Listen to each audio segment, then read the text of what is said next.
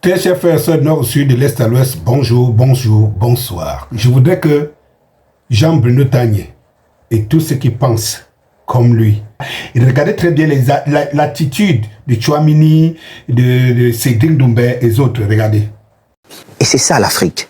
C'est pourquoi vous voyez, les gens n'osent pas. C'est pourquoi je t'ai dit, fiston, si tu veux investir, tu viens, 50-50, on crée des écoles partout. Si quelqu'un veut venir, et je vous invite à venir, on crée des salles de classe. On donne cette connaissance-là à ces jeunes. Ils doivent aller à l'école. Je sais bien ce que tu dis. On doit les donner l'opportunité. Ça montre tout simplement que l'objectif principal que tu as, c'est transmettre. C'est de transmettre et de faire en sorte que l'Afrique évolue. Mais l'Afrique doit évoluer. Mais ça, c'est un travail d'équipe. Seul, tu peux pas y arriver à ça. Non, mais le continent, il est vaste. Même avec 2 personnes, tu arrives. Moi, j'ai pas d'heure. Hein. J'appelle mon secrétaire à 4 h du matin. Je lui dis, écoute, hey, monsieur, tu ne m'as pas envoyé tel papier. Qu'est-ce qui se passe? Explique-moi. Président, je dors. Je dis, mais moi, je dors pas. Pourquoi? On doit travailler tout. Chers frères et sœurs, quand j'interpelle Jean-Bruno Tagné ici, lui qui disait que Eto'o n'aime pas que d'autres personnes brillent. Je vais vous rappeler ici, pour ceux qui ne savent pas faire la différence entre le lettré, l'intellectuel, le génie et tout ça. Vous voyez comme très intelligent Tchouameni, vous voyez Cédric Doumbé, et je vais vous rappeler que tous ceux qui sont assis à côté de Samuel Eto'o, c'est plus ou moins des champions. Tchouameni est un des meilleurs joueurs aujourd'hui au monde et qui joue dans la meilleure équipe du monde, le Real du Madrid. Cédric Doumbé, on ne présente plus le champion.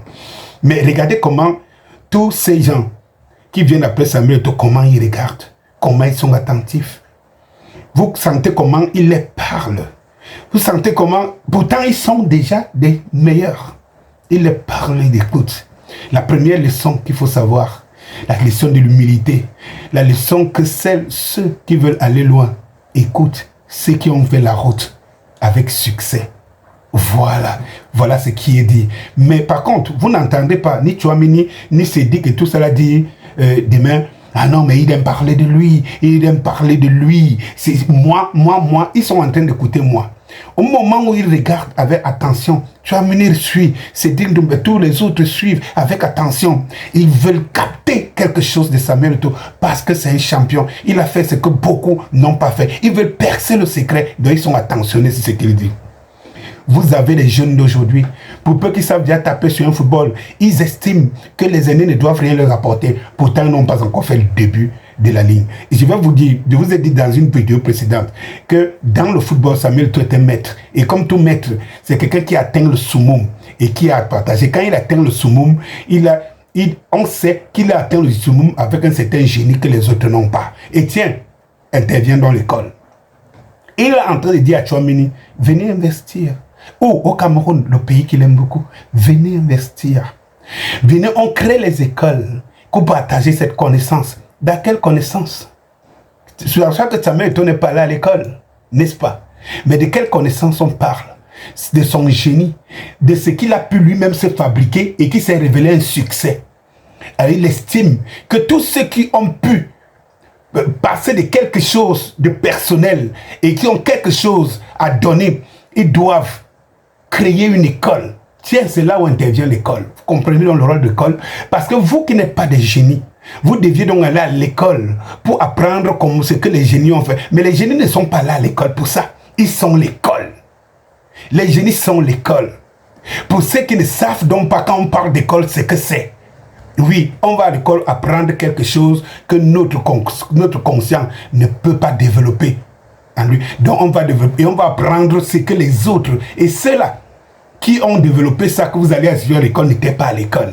Donc lorsque quand vous dites Samuel Eto'o n'était pas à l'école, n'a pas le diplôme et tout, il faut savoir que Samuel Eto'o c'est l'école. Lui c'est l'école.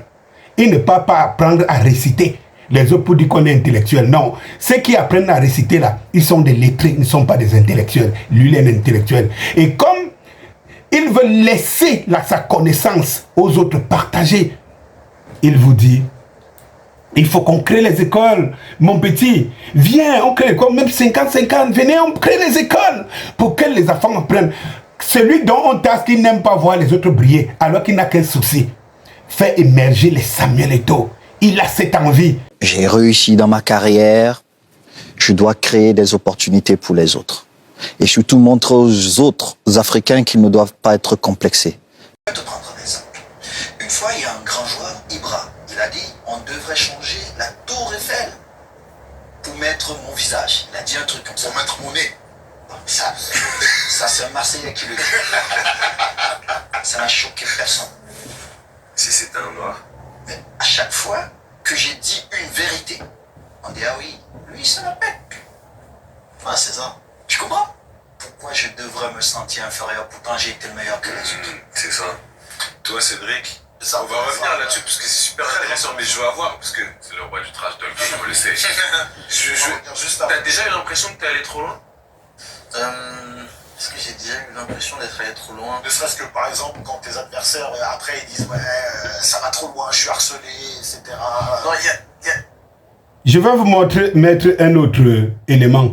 Écoutez ça. Par contre, maintenant, la gestion du stress, c'est ça qui va faire le champion, c'est ça qui va faire la différence entre le champion et le mec très très bon à la salle. Ouais. Je voulais rebondir sur ça, Cédric. Par contre, moi, je n'étais pas stressé. Je te promets. Parce que c'est toi le prédateur. Mais c'est lui qui va attaquer. Je n'étais Lui, il est jamais stressé stressé. parce qu'il a peur de mourir.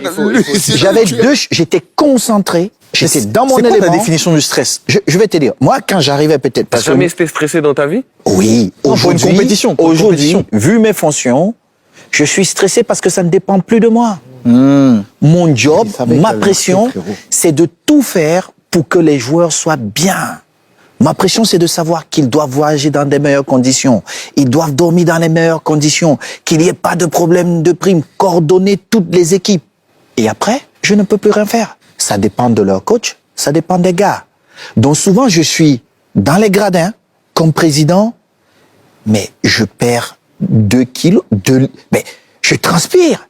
Parce que ça ne dépend plus de moi. Lorsque vous entendez Samuel Eto'o parler, maintenant il vous dit, après, quand j'ai fini de préparer les joueurs, je peux rien. Ils ont un coach et ils ont eux-mêmes. Alors, il veut à tout prix partager. Mais nous sommes en Afrique, nous sommes tombés devant des gens qui ont une culture où ils ne cherchent pas à apprendre ce que les aînés en font. Ils pensent qu'ils vont se débrouiller seuls, pourtant ils n'ont pas la capacité, la compétence. Chers frères et sœurs, pour ceux qui ont compris le message de cette vidéo, partagez-la comme vous pouvez. Bonsoir, à la prochaine.